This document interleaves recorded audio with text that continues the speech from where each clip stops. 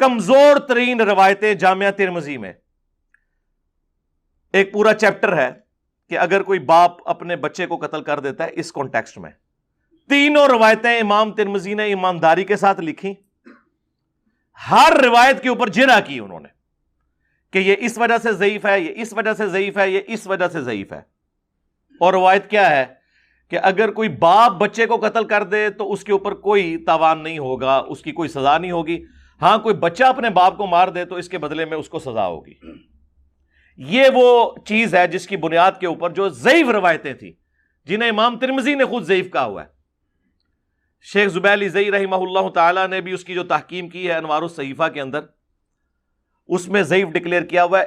ان روایتوں کی بنیاد کے اوپر ان لوگوں نے عقیدہ گھڑ لیا ہوا ہے، اب یہ منہ دکھانے کے قابل نہیں ہے۔ اور کہتا ہے جی امام ترمذی رحمۃ اللہ علیہ نے بڑا انصاف کیا ہے، امام ترمذی نے 3 حدیثیں جامع ترمذی میں بیان کی ہیں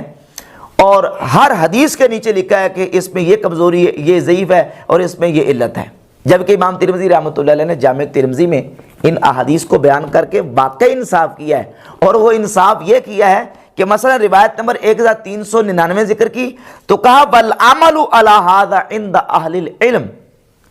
یہ جو روایت ہے جس کو مرزا کہتا ہے یہ ضعیف ہے، اور امام ترمذی نے اس کے اوپر تبصرہ بھی نقل کیا کہ اس میں ایک راوی جو ہے وہ کمزور ہے، لیکن کہا عمل اسی کے اوپر ہے، عمل اسی پر ہے، اہل علم کا، جاہلوں کا نہیں، اہل علم کا عمل ہے۔ اور پھر روایت نمبر 1400 مرزا جیلمی نے اس کا باقاعدہ ڈسپلے دکھایا، اسکین پیج دکھایا، اور جس ترجمے والی جامع ترمذی کا دکھایا اس کے اوپر ناصر الدین البانی کی تحکیم ہے۔ ایک تو ہے یہ عربی والی کتاب ہے، اس میں ناصر الدین البانی کی تحکیم ہے جو مکتبۃ المعارف الریاض سے چھپی ہے، روایت نمبر 1400۔ اور ناصر الدین البانی نے اس حدیث کو صحیح کہا ہے جو کہ سیدنا عمر فاروق رضی اللہ تعالیٰ عنہ سے ہے کہ سیدنا عمر فرماتے ہیں کہ میں نے رسول اللہ صلی اللہ علیہ وسلم سے سنا، حضور فرماتے ہیں لا یقاد الوالد بالولد، باپ کو بیٹے کے بدلے میں قتل نہیں کیا جائے گا، یہ رسول اللہ کی حدیث ہے۔ اور ناصر الدین البانی نے اس کو صحیح کہا۔ مرزا جیلمی نے دجل اور فراڈ یہاں کس قدر مکاری سے کام لیا کہ اسی ترجمے والی جامع ترمذی میں لکھا ہوا تھا کہ ناصر الدین البانی نے اس کو صحیح کہا، صفحہ بھی وہی دکھا رہا ہے، وہی ترجمے والی کتاب ہے، اس میں سے وہ جو لفظ ہے نا وہ حذف کر گیا، اس کو کاٹ دیا، ریموو کر دیا، اس کو اپنا وائٹنر پھیر دیا ہے جہاں لکھا ہوا تھا کہ یہ صحیح ہے۔ اور پھر اسی ترجمے والی کتاب جامع ترمذی میں 2109 نمبر حدیث دکھائی ہے کہ قاتل اپنے مقتول کی وراثت نہیں پائے گا، تو اس کو صحیح بنا کے پیش کر رہا ہے، جبکہ امام ترمذی رحمۃ اللہ علیہ نے نیچے لکھا کہ یہ حدیث صحیح نہیں ہے۔ جس کو امام ترمذی کہتے ہیں صحیح نہیں ہے اس کو کہتا ہے صحیح ہے، اور جس کو امام ترمذی رحمۃ اللہ علیہ نے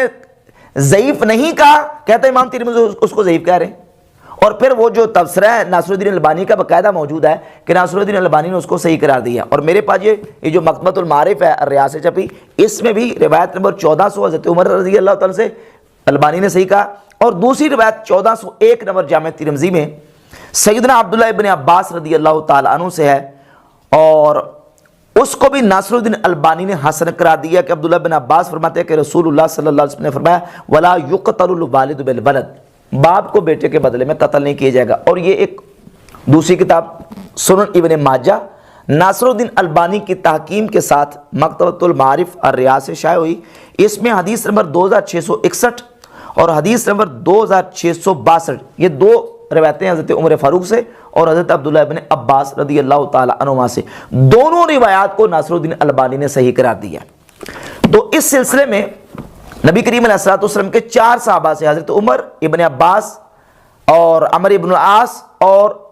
حضرت سراقہ بن مالک رضی اللہ تعالی عنہم 4 صحابہ اکرام رضی اللہ تعالی عنہم سے یہ روایات متعدد طرق اس کے موجود ہیں، متابعات اور اس کے کئی شواہد موجود ہیں جن سے بحمد تعالیٰ یہ روایات درجہ صحت کو پہنچتی ہیں۔ اور امام شافعی بھی ان روایات کو صحیح مانتے ہیں، امام احمد بن حنبل بھی ان روایات کو صحیح مانتے ہیں، امام ابو حنیفہ رحمۃ اللہ تعالی علیہ بھی ان روایات کو صحیح مان کے اس کے مطابق مسئلہ بتاتے ہیں کہ باپ کو بیٹے کے بدلے میں قتل نہیں کیا جائے گا، ہاں البتہ یہ ہے کہ اس سے بیٹے کے بدلے میں اسے دیت لی جائے گی۔ اب آ جائیں جن آئمہ محدثین نے ان روایات کو صحیح قرار دیا ہے ان کا باقاعدہ میں ان کے چند حوالہ جات پیش کر دیتا ہوں، جن میں سے امام ابو بکر احمد ابن الحسین البہقی المتوفہ 458 ہجری اپنی کتاب معرفت السنن والآثار جلد نمبر 12 صفحہ نمبر 40 پر رقم نمبر 1589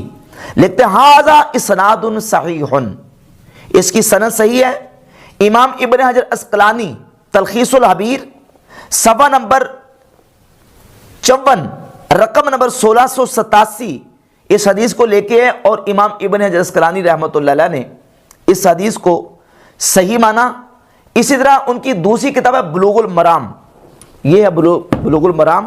اور اس کے صفحہ نمبر 93 پر امام ابن حجر اسقلانی رحمۃ اللہ علیہ نے امام بہقی کی تصحیح نقل کی، اور امام ابن الجارود المتوفہ 307 ہجری کی تصحیح نقل کی ہے کہ ابن الجارود بھی اور امام بہقی بھی ان احادیث کو صحیح سمجھتے تھے۔ اس کے علاوہ امام زیلی نصب الرائے کی جلد نمبر 5 صفحہ نمبر 92 اور 93 پر ان روایات کو صحیح قرار دیتے ہیں۔ امام ابن عبد البر اندلسی اپنی کتاب التمہید کے صفحہ نمبر 437 پر لکھتے ہیں حضرت عمر اور حضرت عبداللہ بن عباس رضی اللہ تعالیٰ عنہ دونوں کی حدیث کو نقل کیا اور کہا کہ ہوا حدیث مشہور عند اہل العلم بالحجاز والعراق، اہل علم کے نزدیک جو کہ حجاز اور عراق کے اہل علم ہیں یہ احادیث مشہور ہیں، اور مستفید عندہم ان کے ہاں اس سے فائدہ لیا جائے گا، یستغنی بشہرتہ وقبولہ والعمل بہ عن الاسناد فی، کہتے ہیں کہ یہ اتنی مشہور ہیں اور اتنی علماء کے ہاں مقبول اور قابل عمل ہے کہ ان کی سند کی ضرورت نہیں ہے۔ اور مرزا جیلمی اپنے ایک بیان میں یہ مانا ہے کہ حدیث کی اگر سند ضعیف بھی ہو تو تلقی امت اس کو تلقی بالقبول حاصل ہو جائے تو وہ حدیث جو قابل عمل ہوتی ہے۔ اس کا موقف مجھے ٹھیک لگتا ہے، بعض اوقات حدیث کی سند کمزور ہوتی ہے لیکن اسے تلقی بالقبول حاصل ہو جاتی ہے کہ شواہد کی بنیاد پہ وہ ویسے اسٹیبلش ہو رہا ہوتا ہے، اور یہ باقاعدہ اصول بھی ہے محدثین کے ہاں۔ امام ترمذی رحمۃ اللہ علیہ نے جامع ترمذی میں ایسی درجنوں احادیث ایسی ہیں جن کے بارے میں کہا کہ حدیث ضعیف ہے، والعمل علی ھذا عند اہل العلم، لیکن اہل علم کا عمل اسی پر ہے۔ حدیث ضعیف ہے، اہل علم کا عمل اسی پر ہے۔ جامع ترمذی میں روایت کو نقل کرتے ہیں، آپ لکھ لیں، اس کو دیکھ لیں۔ مثلا روایت نمبر 188 261 411 509 638 914 915 1191 1399 1153 1467 2109 2094 2122 ان تمام روایات کو امام ترمذی رحمۃ اللہ علیہ نے ذکر کیا اور کہا کہ ان کی سند ضعیف ہے، ان کے اندر راوی ضعیف ہے، حدیث ضعیف ہے، لیکن لکھا ہے کہ والعمل علی ھذا عند اہل العلم، لیکن اہل علم کا عمل اسی پر ہے۔